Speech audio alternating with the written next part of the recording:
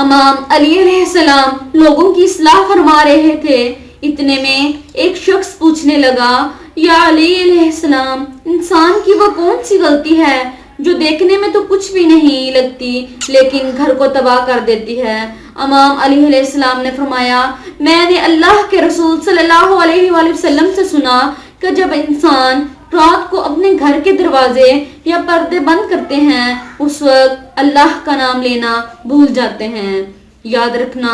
جب بھی رات کو اپنے گھر کے دروازے یا پردے بند کرو تو اللہ کا نام لے کر یہ دعا ضرور مانگو،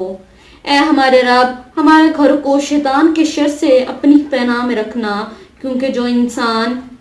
ایسا نہیں کرتا تو شیطانی جن رات کو اس گھر میں پھرتے رہتے ہیں، تنگ دستیاں، پریشانیاں اس گھر میں گھر کر جاتی ہیں۔ اے شخص، رات کو اللہ کا نام لے کر اپنے گھر کے دروازے بند کیا کرو، اس سے نہ تمہارے گھر میں چور داخل ہوگا، نہ کوئی شیطان اور نہ ہی شیطانی جن، کیونکہ پوری رات اللہ کے فرشتے تمہارے گھر کی حفاظت کرتے رہیں گے۔ جزاک اللہ۔